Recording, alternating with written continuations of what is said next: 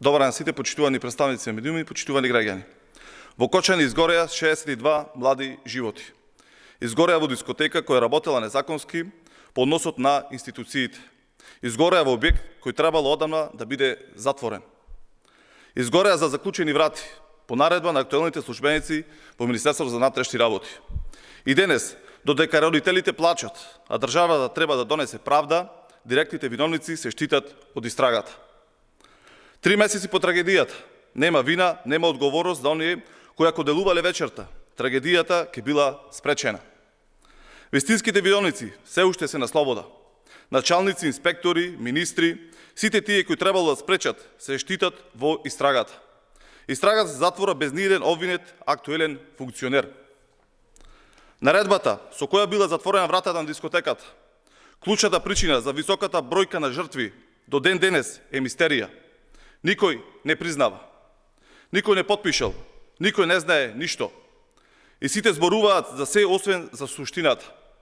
Кој е одговорен зашто децата не можеа да излезат живи? Оперативниот план на полицијата, наместо да се отвори пред јавноста, е прогласен за тајна. Зошто се крие вистината за одговорноста на полицијата? Дорека трагедијата уште боли, се штитат директните виновници. Дејан Салтировски, началник на СВР Штип, човекот кој е дал наредбата, добива политичка заштита од својот поранешен адвокат, сега министер, и од самиот Мицкоски. Драган Петрушев Казак, службеникот што ја спровел наредбата, иако знаел дека е спротивна на процедурите. Кристина Јованова, која дозволила фирма со блокирана сметка да работи на црно, да организира забави за деца. Томо Донев, кој не мрдал со прст, никога било јасно дека се користи пиротехника без дозвола. Фирмата МММ Доел, без дозвола за пиротехника, без овластени лица, работела без проблем. Не само што никој не ја спречил, се отвара сомнеж дека имала политичка заштита. Дали затоа што била блиска до ВМРО ДПМН? Затоа што организирала митинзи за партијата? Не добиваме одговор ниту на ова прашање. Почитувани граѓани, ова е системско злосторство.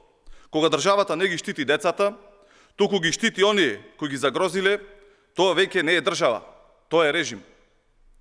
Сите гледаме дека одговорноста се бара кај келнери, кај диџеи, кај обезбедување. Кај последните во Синжирот, но обвинителството е слепо за оние над нив. Се бараат виновници од 2012 година наваму, но не и оние кои вечерта можеле да го спречат пожарот.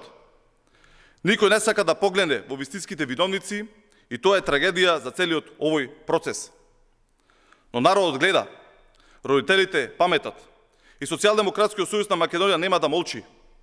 Ова не е политичка пресметка, ова е должност. Ке ја раскажеме вистината за Кочани. Секој ден, секој детал, се додека не падат маските и не се појават сите имиња, и од полициските командни штабови и од владиниот врв. И ова е масовно убиство со државен потпис. И затоа ќе има одговорност. Бараме правда за Кочани. Благодарам.